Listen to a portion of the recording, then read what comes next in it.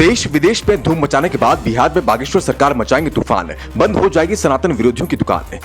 बिहार में कथा शुरू होने से पहले फिर से घमासान की तैयारी, लेकिन विरोधियों को मुंहतोड़ जवाब देंगे भगवाधारी।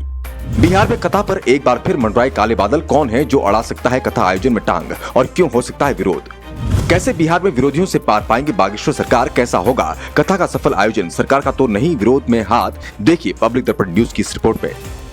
बिहार में बागेश्वर सरकार तहलका मचाने के लिए तैयार है, तो वहीं पुरानी काली छाया अभी तक पीछा छोड़ने का नाम नहीं ले रही। बिहार में जब भी बागेश्वर सरकार की कथा का आयोजन होने वाला होता है, उससे पहले विरोधी, विपक्षी और परेशानियां पीछे पड़ जाती हैं। ऐसा ही कुछ इस बार भी होता हुआ दिखाई दे रहा है। कथा का ऐलान हुआ कि लोगों की परेशानी भी होने लग गई। खबरें तो ऐसी भी आने लग गई कि कथा का आयोजन रद्द हो सकता है। आखिरकार ऐसी खबरें कहां से उठ रही हैं? कौन है जो कथा का विरोध कर रहा है? कहीं तेजस्वी यादव तो नहीं, या फिर तेजस्वी के बड़े भाई साहब बहरूप या तेज प्रताप यादव तो नहीं? कौन है ये विरोधी जो बागेश्वर सरकार की कथा के आयोजन से खुश नहीं है? आखिरकार क्यों ये खबरें आ रही हैं कि कथा का स्थल बदला जा सकता है, या फिर कथा के आयोजन की डेट बदली जा सकती है? किसे तकलीफ हो रही है? सारी बातों का खुलासा इस 5 मिनट की वीडियो में होगा, इसलिए वीडियो को अंत तक जरूर देखें। साथ ही आपको बिहार सरकार और बागेश्वर सरकार की पुरानी अदावत के बारे में भी बताएंगे कि किस तरह से बिहार सरकार सनातन के विरोध में इतनी अंधी हो गई थी कि बागेश्वर सरकार की जान की दुश्मन बन गई थी। इसके बावजूद पूरी सरकार को मुंह की खानी पड़ी थी और बागेश्वर सरकार ने बिहार में भगवा झंडा बुलंद कर दिया था।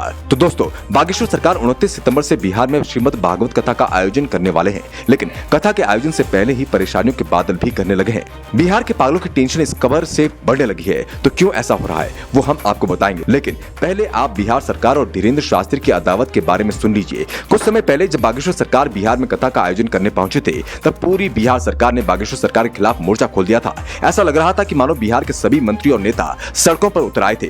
छोटे मोटे मंत्रियों से लेकर खुद सीएम नीतीश कुमार ने भी बागेश्वर सरकार के खिलाफ जमकर जहर उगला था। डिप्टी सीएम तेजस्वी यादव के बड़े भाई, जो कि गिरगिट से भी ज्यादा रंग बदलते हैं, तेज प्रताप यादव नाम है उनका। हालांकि सारा तेज केवल नाम में ही है, उसके अलावा तो पूरी तरह से तेजहीन ही है। उन्होंने तो बागेश्वर सरकार को बिहार में न घुसने की धमकी तक दे दी थी और अपनी हरे टिड्डों की सेना तैयार कर दी थी बागेश्वर सरकार पर हमला करने के लिए। आइए आपको सुनाते हैं क्या कहा था तेजस्वी ने। सर बाबा हिंदू मुसलमान भाई को लड़वाने के लिए आ रहे हैं, तो मैं उनका विरोध करूंगा। उनको एयरपोर्ट पर घेराव मैं करने का काम करूंगा। अगर बागेश्वर बाबा आएंगे हिंदू मुसलमान को लड़वाने का काम करेंगे, तो अगर भाईचारे का संदेश देंगे आ करके कि हिंदू मुस्लिम सिख ईसाई हम सब हैं भाई भाई, तो उनका बिहार में एंट्री हो सकता है। तो देख लिया आपने इस बहरूपीय नेता की भाषा को। इनके तो बस मजारों पर जाकर माथा टेकने में और नमाज पढ़ने में ही अच्छा लगता है। और इस सभी मुद्दों को लेकर आपके अपने सनातनी चैनल पब्लिक दर्पण न्यूज ने बागेश्वर सरकार और सनातन के समर्थन में मुहिम चलाकर इन विरोधियों की धज्जियां भी उड़ाई थी।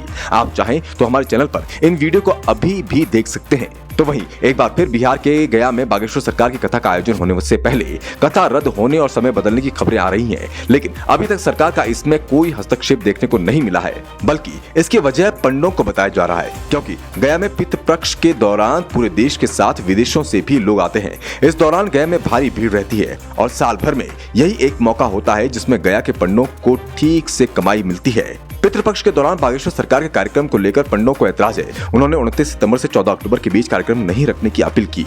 बागेश्वर वाले बाबा का कार्यक्रम मगध विश्वविद्यालय प्रांगण में कराने के लिए अनुमति लेने के प्रयासों के बीच इस ऐतराज के बाद अब कार्यक्रम को बदलने की चर्चा सामने आ रही है। परिस्थितियों के आधार पर इस सवाल के जवाब में बागेश्वर धाम प्रबंधन समिति ने बताया कि अब तक यह कार्यक्रम पक्का है।